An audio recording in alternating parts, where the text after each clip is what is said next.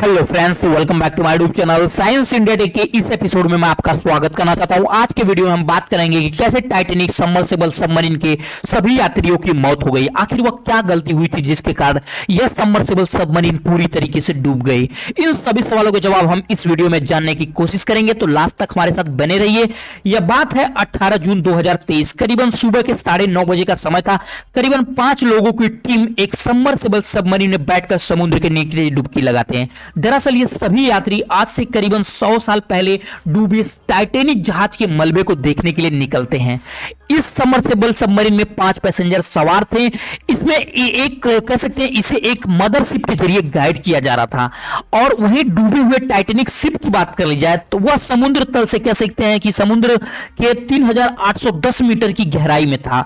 ऐसी छोटी C submersible submarine की बात कर ली जाए तो 2 घंटे लगते हैं इस सबमर्सिबल के सबमरीन के जरिए समुद्र तल की उस गहराई तक पहुंचने के लिए जहां टाइटैनिक जहाज का मलबा मौजूद था। इस सबमरीन को लगातार एक सरफेस पर खड़ी मदरशिप के जरिए, जिसका नाम सोलार प्रिंस था, उसके जरिए इसे गाइड किया जाता है। करीबन 15-15 मिनट का गैप देके इसके अंदर कह सकते हैं कि कम्युनिकेशन किया जा रहा था।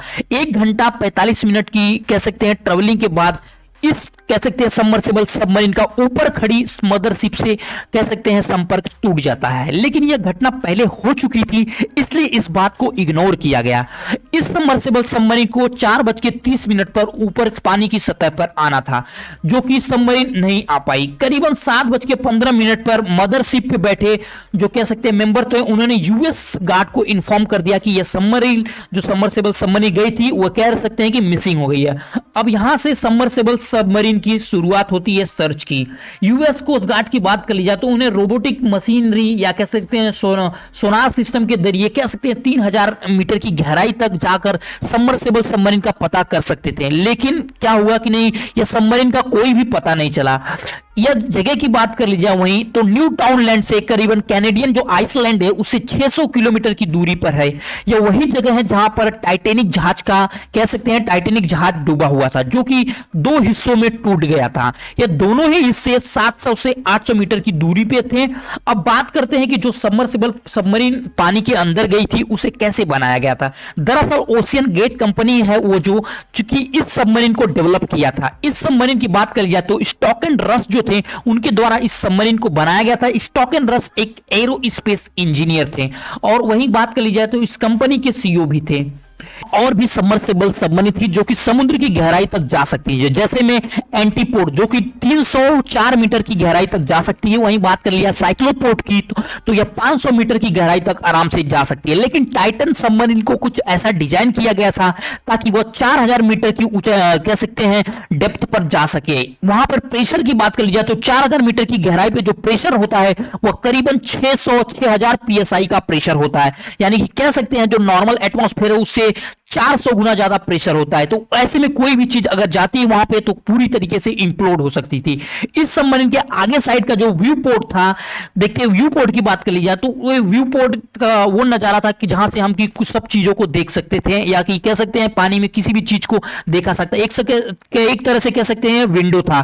टोटल वहीं कैपेसिटी की बात कर लिया, मेंबर कैपेसिटी की बात कर लिया तो 5 लोगों की कैपेसिटी थी। वहीं टोटल बॉडी जो थी उसकी कह सकते हैं जो केबिन था उसका कार्बन फाइबर का बनाया गया था। वहीं कार्बन फाइबर है जो कि कह सकते हैं स्पेस एयरक्राफ्ट के जरिए कह सकते हैं स्पेस एयरक्राफ्ट में जो कार्बन फाइबर का यूज किया जाता है यह वही कार्बन फाइबर है।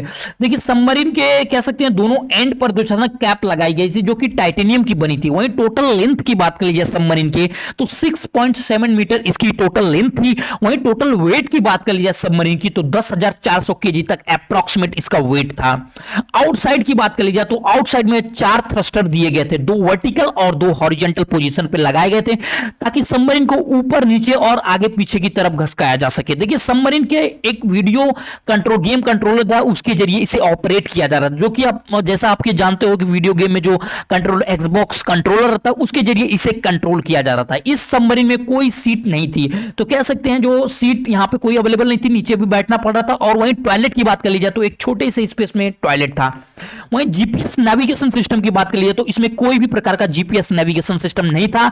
मतलब अगर कम्युनिकेशन करना है तो ऊपर खड़ी जो मदरशिप है उसके जरिए आप कम्युनिकेशन कर सकते हैं और कोई जरिया नहीं था। अब जान लेते हैं कि उस दिन उस सबमरीन में कौन कौन सवार थे। देखिए बात है 18 जून की, उस दिन की बात कर ली जाए तो उस दिन उस सबमर्सिबल सबमरीन में 58 इयर्स के करोड़पति जिनका नाम हेमिस हार्डिन था वो सवार थे।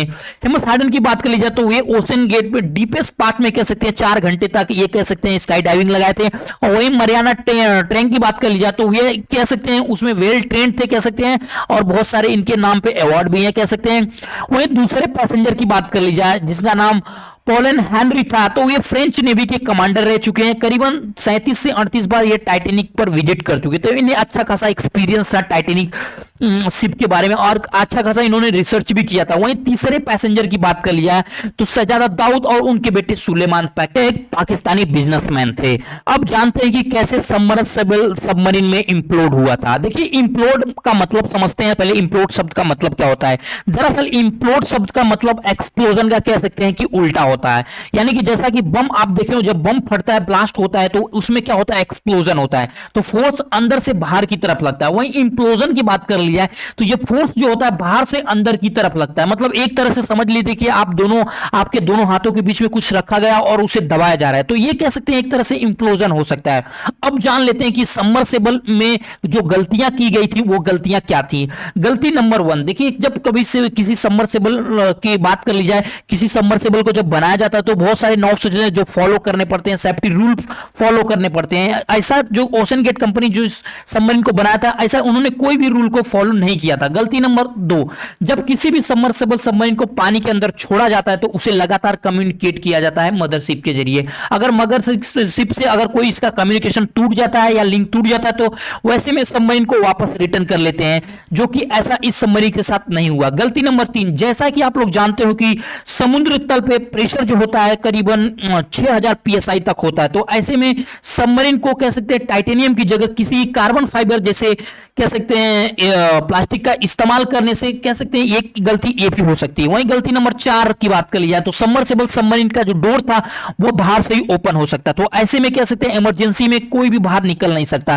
तो गलती नंबर 4। अब गलती नंबर 5 के बारे में, जैसा कि आप लोग जानते हो कि किसी भी सबमर्सिबल सबमरीन को जब डिजाइन किया जाता है तो सुरक्षा के लिहाज से एक इमरजेंसी पोजिशनिंग इंडिकेशन कह सकते हैं कि EPIRB यानी कि इमरजेंसी पोजिशनिंग इंडिकेटिंग रेडियो बाइकॉन लगाते हैं। इस टेक्नोलॉजी का यूज करते हैं सबमर्सिबल सबमरीन को कह सकते हैं लोकेट करने के लिए। इस वीडियो को देखने के बाद आपको क्या लगता है कि आखिर इस घटना के लिए ओशन गेट कंपनी को एहसास हुआ होगा कि ओशन गेट कंपनी ने जो सेफ्टी प्रिकॉशन थे उसको फॉलो नहीं किए थे? ऐसे में आपको क्या लगता है कमेंट बॉक्स में जरूर बताएं। अगर वीडियो इंफॉर्मेटिव लगे तो चैनल को सब्सक्राइब करना ना भूलें। धन्यवाद फ्रेंड।